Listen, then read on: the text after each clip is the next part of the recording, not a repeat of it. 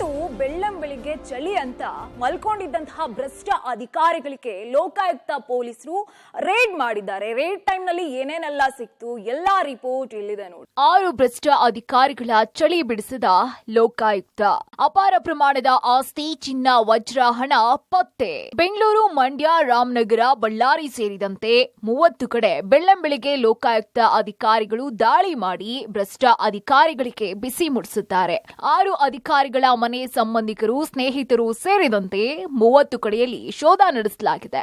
ಹಾಗಾದ್ರೆ ಲೋಕಾಯುಕ್ತ ಬಲೆಗೆ ಬಿದ್ದ ಭ್ರಷ್ಟ ಅಧಿಕಾರಿಗಳು ಯಾರು ಅಂತ ನೋಡೋದಾದ್ರೆ, ಲೋಕ ಬಲೆಗೆ ಬಿದ್ದ ಕುಳಗಳು. ML Nagaraj, chief general manager, BESCOM Bengaluru. 13 site, 2 ಮನೆ, 5 ಕೋಟಿ ಮೌಲ್ಯದ 12 ಎಕರೆ ಜಮೀನು, 7 ಲಕ್ಷ ನಗದು, 16 ಲಕ್ಷ ಚಿನ್ನ, 6.37 ಕೋಟಿ ಮೌಲ್ಯದ ಸ್ಥಿರ ಮತ್ತು ಚರಾಸ್ತಿ ಪತ್ತೆ. ಇನ್ನು DM Padmanath, PDO Kundana, Devanahalli. Industrial shed, 2 ಮನೆ, 8 ಎಕರೆ ಜಮೀನು, 3 ಲಕ್ಷ ನಗದು, 17 ಲಕ್ಷ ಚಿನ್ನಾಭರಣ, ಜೊತೆಗೆ 5.98 ಕೋಟಿ ಮೌಲ್ಯದ ಸ್ಥಿರ ಮತ್ತು ಚರಾಸ್ತಿ ಪತ್ತೆ. S Satish Babu, PWD engineer, Bengaluru. 5 ಕಡೆ ದಾಳಿ, 1 ಸೈಟ್, 2 ಮನೆ, 15 ಎಕರೆ ಕೃಷಿ ಜಮೀನು, 9 ಲಕ್ಷ ನಗದು, 64 ಲಕ್ಷ ಮೌಲ್ಯದ ಚಿನ್ನಾಭರಣ, ಜೊತೆಗೆ 4.5 ಕೋಟಿ ಮೌಲ್ಯದ ಸ್ಥಿರ ಮತ್ತು ಚರಾಸ್ತಿ ಪತ್ತೆ. Syed Munir Ahmed, AEE, KR IDL, Ramanagara.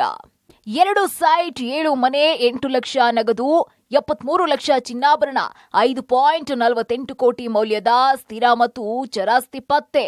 H S Suresh, ಸದಸ್ಯರು, ಚನ್ನನಹಳ್ಳಿ ಗ್ರಾಮ ಪಂಚಾಯತ್. 16 ನಿವೇಶನಗಳು, 1 ವಾಸದ ಮನೆ, 7.6 ಎಕರೆ ಕೃಷಿ ಜಮೀನು, 11 ಲಕ್ಷ ನಗದು, 2 ಕೋಟಿ ಮೌಲ್ಯದ ಚಿನ್ನ, 2 ಕೋಟಿ ಮೌಲ್ಯದ ವಾಹನ, ಜೊತೆಗೆ 25 ಕೋಟಿ ಮೌಲ್ಯದ ಸ್ಥಿರಾಸ್ತಿ ಮತ್ತು ಚರಾಸ್ತಿ ಪತ್ತೆ. ಇನ್ನು ಮಂಜೇಶ್ ಬಿ, ಜಂಟಿ ನಿರ್ದೇಶಕ, ನಗರ ಯೋಜನೆ, ಆನೇಕಲ್.